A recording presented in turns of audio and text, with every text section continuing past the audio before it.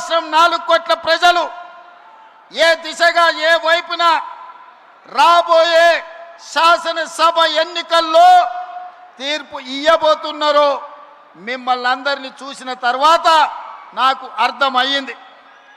చాలామంది మీడియా మిత్రులు ఈడ ఉండొచ్చు, లేదా హైదరాబాదు నగరంలో ఉండి చూస్తున్న మీడియా మిత్రులకు నేను ఒక అంశాన్ని గుర్తు చేయదలుచుకున్నా.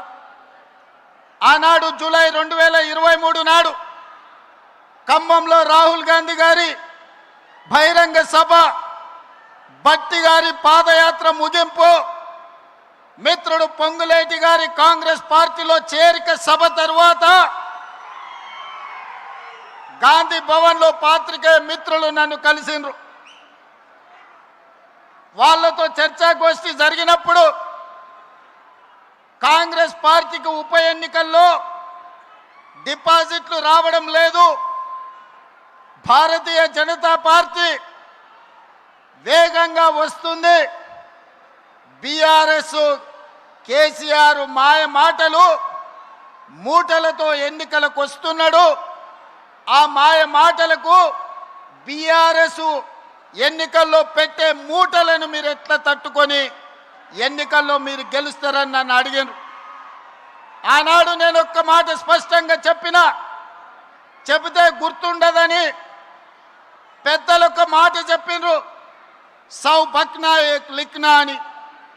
ఆ మీడియా మిత్రులకు నేను ఒక మాట చెప్పిన, మీరు కాగితం తీసుకొని రాయండి, సీల్డ్ కవర్లో పెట్టండి, డిసెంబర్ ఎన్నికల తర్వాత ఫలితాలు వచ్చినప్పుడు నేను చెప్పింది నిజమా కాదా తెరిచి చూడండి. ఈరోజు నేను చెబుతున్నా అని ఆనాడు ఒక మాట చెప్పిన. మీడియా మిత్రులకు నేను ఇవాళ గుర్తు చేయదలుచుకున్నా. ఖమ్మం మీడియా మిత్రులు, హైదరాబాద్ గాంధీ భవన్ మీడియా సోదరులను మీరు అడిగి తెలుసుకోండి నేను చెప్పింది నిజమా కాదా.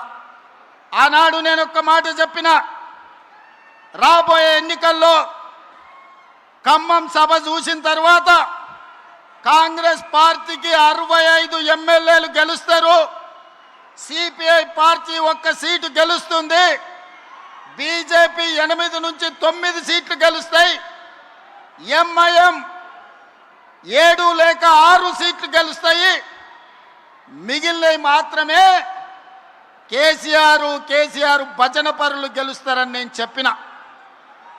డిసెంబర్ 3, 2023 నాటి ఫలితాలు 64 సీట్లు కాంగ్రెస్ పార్టీ గెలిచింది, 1 సీటు సిపిఐ గెలిచింది. కానీ ఆ తర్వాత 1 సీటు తగ్గితే ఉప ఎన్నికల్లో తెలంగాణ ప్రజలు 2 సీట్లు ఇచ్చిండ్రు. గణేష్ని కంటోన్మెంట్లో గెలిపించిండ్రు, నవీన్ యాదవ్ను జూబ్లీహిల్స్ గెలిపించి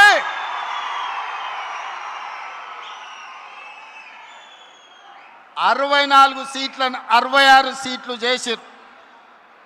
ఆనాడు నేను చెప్పిన జోస్యం ఆ తర్వాత పార్లమెంట్ ఎన్నికలు వచ్చినప్పుడు సూటిగా చేవెళ్ళ గడ్డ మీద నుంచి సవాలు విసిరిన, కేసీఆర్ రాసి పెట్టుకో, పార్లమెంట్ ఎన్నికల్లో నీకు గుండు సున్నా, నీకు పంగనామాలు పెట్టిస్తే తెలంగాణ ప్రజలతోనని.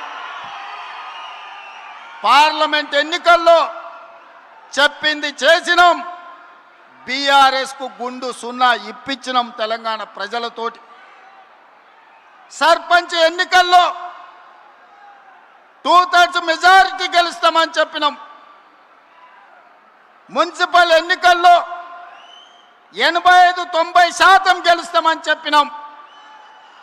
ఆనాటి 2023 ప్రభుత్వ ఏర్పాటు నుంచి మొదలు పెడితే పార్లమెంట్ ఎన్నికలు కావచ్చు, పంచాయతీ ఎన్నికలు కావచ్చు, మున్సిపల్ ఎన్నికలు కావచ్చు, తెలంగాణ